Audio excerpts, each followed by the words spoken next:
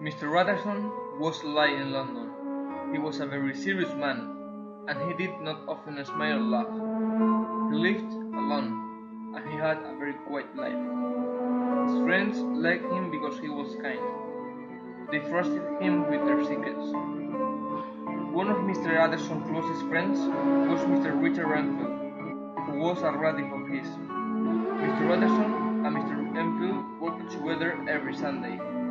They did not say much to each other, but they enjoyed their works. One Sunday, Mr. Utterson was working with Mr. Enfield. They were in a quiet street of the city. All the houses in the street were clean and cheerful, except for one. The door of this house was dirty. No one seemed to live there. Mr. Enfield looked at the house for a moment, and then he said to Mr. Utterson, "Do you see that house? I know a strange story, and this house is part of the story." "Oh." "I'll tell you."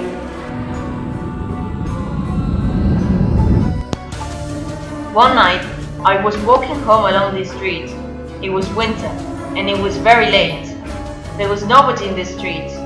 I was frightened. Suddenly, I saw two people. One was a little girl. She was running towards the main street, and the other was a man. He was walking down the main street. They ran into each other at the corner, and the little girl fell down. Then something horrible happened, and I have never been able to forget it. The little girl was on the ground. The man continued walking. He walked right over the girl's body. She began to scream and cry. It was very frightening the way he walked over her. When we came back to the little girl, there was a crowd in the street. The girl's family was there. There was also a doctor. Everybody was very angry. The girl was alright, but she was crying. Her family was very angry with the man. I hated the man, and I could see that everybody hated him. We all wanted to kill him. We decided to punish him. I told him that he had done a horrible thing. We will tell everybody. You will have no friends after they know what you did tonight. You will have to pay the family girl some money. Very well. I will give them 100 pounds. It was very late at night, and it was very difficult to find 100 pounds in the middle of the night. We went with the man, and he came to this old house. He opened the door with a key. He went inside, and he came out with the money. He had a 10-pound note and a cheque for 90 pounds. The cheque was not his. It was signed by another man. The other man is very well known in London. This is very strange. Maybe the cheque is a forgery. You don't trust me? I will stay with you until the bank opens. In the morning, we all went to the bank. The cheque was not a forgery after all. Oh.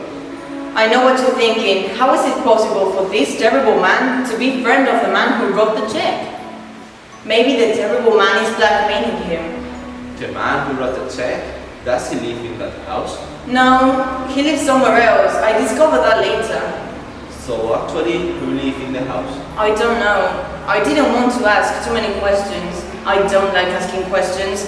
But I know that the man usually uses the house. Yeah, I have seen him come in and go out. I agree with you. It is best not to ask questions sometimes. But tell me, do you know the name of the strange man?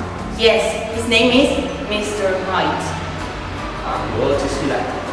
He's small and there's something ugly about him. I hated the moment I saw him. So did everybody else that night.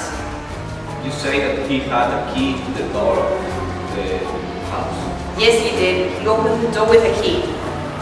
I have not asked you the name of the man who wrote the check. That is because I know already his name.